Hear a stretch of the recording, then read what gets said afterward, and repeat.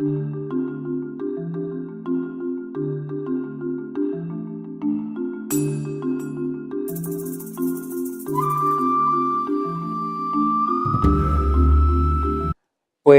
la agricultura nace en un periodo en el que se debió pasar alguna necesidad y después de 2 o 3 millones de años de estar el hombre viviendo como cazador y recolector, que son muchos años, y vivir relativamente bien, o sea, con las necesidades cubiertas, debió haber algún periodo de aumento de población y de escasez de recursos. Entonces, lo que se hizo fue en muchos sitios casi al mismo tiempo, como sintiendo una necesidad, porque el aumento de población podía haber sido similar, de crear alguna técnica o estar seguro de que no iban a faltar los recursos. Y para eso, pues se utilizó algo que los antiguos sabían, que ha sido una sorpresa a mitad del siglo XX, descubrir que realmente los que llamamos primitivos, pues eran primitivos pero no tontos. Unas personas que viven de la naturaleza, en la naturaleza, y observando la naturaleza todos los momentos del día, saben que de un grano de trigo sale una planta que se parece al trigo y que después da espigas de trigo, o de trigo o de lo que sea, y si sale un árbol, pues sale un árbol parecido al árbol del que cayó el fruto. De modo que lo único que hicieron fue, en algunos casos, tratar de reponer las poblaciones silvestres que se les estaban agotando. Y lo mismo sucedió con los grandes animales. Los animales no fueron domesticados en todas partes, pero sí fundamentalmente en el Próximo Oriente. La caza pues iba agotando los recursos y se sabe que muchos animales se agotaron. Está clarísimo que el hombre, cuando llegó a Norteamérica, fue coincidente, pocos cientos o algún que otro millar de años después, los grandes animales norteamericanos desaparecieron. Lo mismo pasó en Australia. Hay una concomitancia total entre la llegada del hombre y la desaparición de los grandes animales. Entonces, pues hubo que pensar que los grandes animales ya no iban a existir, había que cazar los pequeños, y se observa además en el registro arqueológico que empiezan a aparecer huesos de animales pequeños y desaparecen los grandes, y entonces hubo que pensar cómo diablos tratar de controlar esa reproducción. Entonces, tanto en plantas como en animales, lo que el hombre pensó en un momento de crisis, y esto es importante decirlo, en un momento que se notaba una falta ya, una disminución de recursos alimenticios y de todo punto de vista, pero en fin, sobre todo alimenticios, pues tratar de que no se agotaran, tratar de reponerlo. Y esto existen muchos casos, muchos ejemplos que se pueden citar de que el hombre, por ejemplo, cuando iba siguiendo a los animales, según rutas establecidas por los animales al principio, después ya el hombre los obligó a ir por donde quería, pues iba también echando semillas de las plantas que él le convenía tener el año siguiente. Y eso fue creando una simbiosis entre hombres, plantas y animales que terminó con el control de la reproducción, con el hombre sabiendo que si sembraba, por ejemplo, el trigo en octubre, pues iba a tenerlo, semillas de lo que hoy llamamos trigo en octubre, lo iba a tener en sazón pues en mayo, junio. Entonces empezó a controlar el ciclo. ¿Cuándo se reproducen los animales? Pues es un cazador, lo sabe de sobra. Lo único que hizo fue controlar ese apareamiento para controlar también cuántos nacían, que hubiera pasto suficiente, etc. ¿Por qué se domesticaron unas plantas sí y otras no? Y unos animales sí y otros no. Los animales quizás sea más fácil, unos se dejan y otros son más salvajes. Se domesticó el caballo y una especie que es muy parecida, que es la cebra, pues no se domesticó nunca en África. Esto es uno de los muchos misterios que puede haber. Y se domesticaron la cabra y la oveja, pero no se domesticó el muflón, que es muy parecido.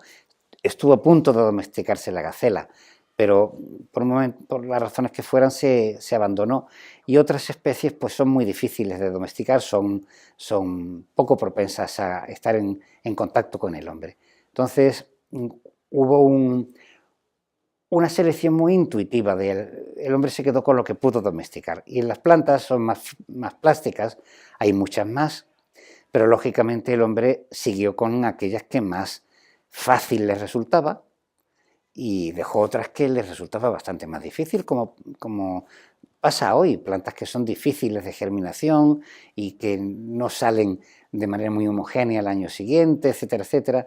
Hubo una especie de selección intuitiva, eso lo llamamos selección automática. Y cuando eso ocurre, cuando el hombre cambia planta, siembra, echa semillas, digamos, de una cierta especie que es lo que hoy podríamos llamar cebada, las echa en otro sitio distinto en gran cantidad, esas semillas cuando nacen, esas plantitas, se ven sometidas a una presión distinta de la que tienen en la naturaleza, están mucho más apretadas, están protegidas por el hombre y es una presión de selección que hace que se vayan modificando ciertos caracteres. También cuando el hombre las recoge, pues tiene tendencia a que en la cesta de la recogida se le caen aquellas que sueltan el grano más fácilmente, de modo que va habiendo una selección a favor de las que son fáciles después de desgranar, de trillar, etc. Ya después empieza una selección consciente, pero durante los primeros, hablamos de poco tiempo, pero hay que considerar que el trabajo de domesticación puede durar 1000 años fácilmente, lo vemos ahora como un punto, pero el punto es un punto gordo, que se llamaría en geometría, no es un puntito pequeño. Y ahora lo vemos a distancia, lo vemos como si fuera un punto, sobre todo en ciertos sitios como el Próximo Oriente. En América las cosas pasaron de una manera mucho más gradual, más lenta. Yo suelo decir que se organizaba como un mosaico en el que se van integrando distintas plantas, distintos animales, y se iba formando un enlazado de todas esas cosas, unida con el comercio no hay que dejarlo de la mano, eso insisto mucho en el libro que he publicado, que hubo comercio antes que hubiera agricultura, en el Próximo Oriente y en América también, y había líneas de conexión, se registra la obsidiana en el Golfo Pérsico cuando solamente se da en Turquía, y en Turquía aparecen conchas que solamente se dan en el Golfo Pérsico. Eso quiere decir que había una circulación de mercancías, por las razones que fuera valiosas para ellos, y a lo largo de esas vías circuló también las semillas, circularon las especies ya domesticadas, etcétera, etcétera. Y después viene la selección real, o sea, cuando ya el hombre se da cuenta que puede sembrar, que puede cercar a los animales, controlarles la reproducción y tal, ya entonces el hombre elige los mejores sementales, las mejores plantas, etcétera. Y entonces hay una selección que se suele decir siempre inconsciente y no es inconsciente. La única selección inconsciente es la primera, la selección automática, porque el hombre echa semillas y no sabe lo que va a pasar. Y de repente se queda con un material modificado en las manos. Y después ya no, después el hombre se da cuenta de que le gustan más unos colores que otros, unas alturas que otras, animales que tengan cuernos o que los tengan pequeños. Está muy curioso también, en África del Sur se eligen unos animales con unos cuernos tremendos, mientras que un poco más al norte, en Etiopía y en Egipto, se elegían sin cuernos, cuando se podía. Entonces ya el hombre siempre hizo selección consciente a partir de un determinado momento. No se puede decir inconsciente, se puede decir intuitiva. Cuando decimos que se domestica una planta, pues evidentemente empieza la agricultura. O sea, no existe agricultura sin planta domesticada ni al revés.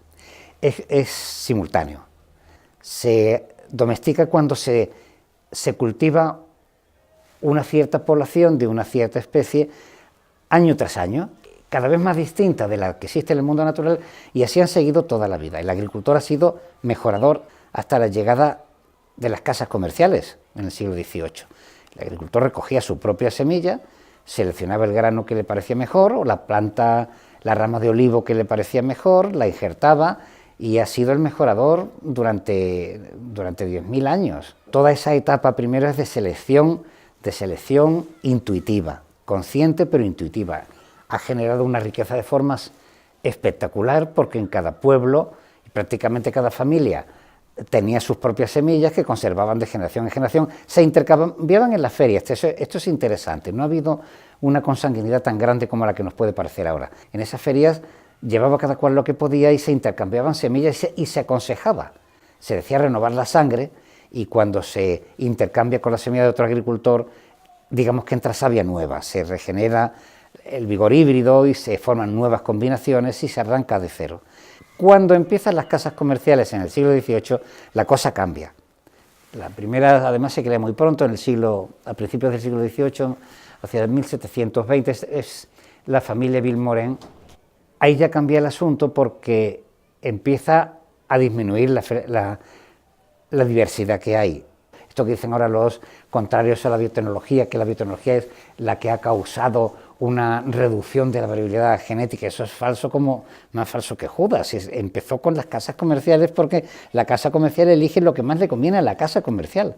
Entonces ahí se crea ya un sistema nuevo de mejora, el de selección masal, que tiene mucho impacto porque el sistema que podemos llamar ahora de planta línea se sigue utilizando en todo el mundo en cualquier plan de mejora. Es un plan clásico de mejora, tiene que estar antes de afinar definitivamente una variedad, hay que hacerlo siempre. Y ya después, por supuesto, cambia totalmente cuando aparecen las leyes de la genética, que no son, es Mendel, pero Mendel fue el gran desconocido, pero en 1900 se redescubren e inmediatamente se empiezan a aplicar. Se empiezan a aplicar y de ahí deriva toda una serie de mejoras genéticas. Al mismo tiempo se han descubierto ya los cromosomas, se ve cuál es la constitución cromosómica, empiezan a aparecer los tetraploides, los poliploides, etcétera, híbridos interespecíficos, en fin, empieza la mejora científica y genética. Y esa es una fase relativamente corta, pero enormemente fructífera.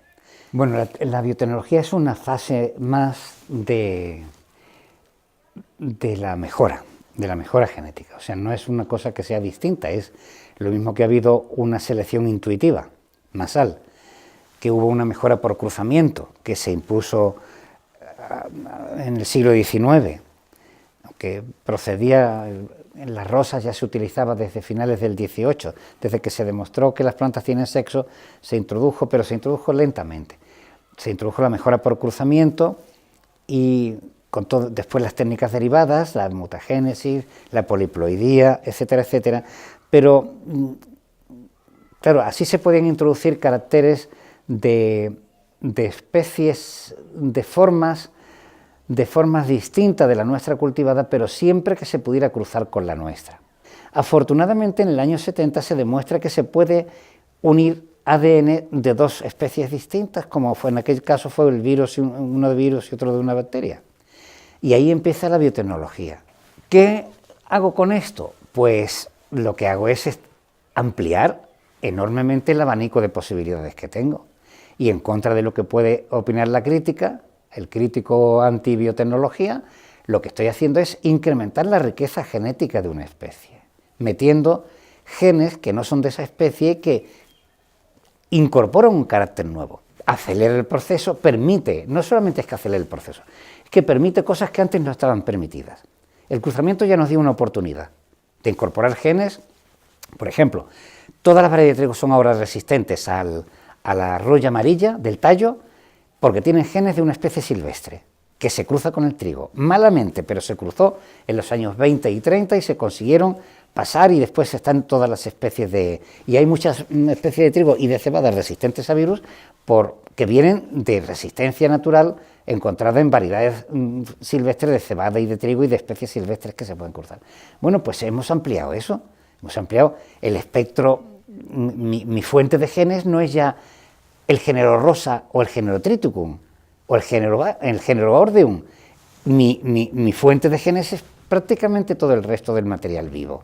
Entonces, en ese sentido, ha representado una fase de la mejora. No sabremos si habrá otra. Supongo que es fácil decir, esta es la última fase de la mejora. Eso no se puede decir, porque hace 30 o 40 años no teníamos ni idea de que esto podía pasar, y ha pasado.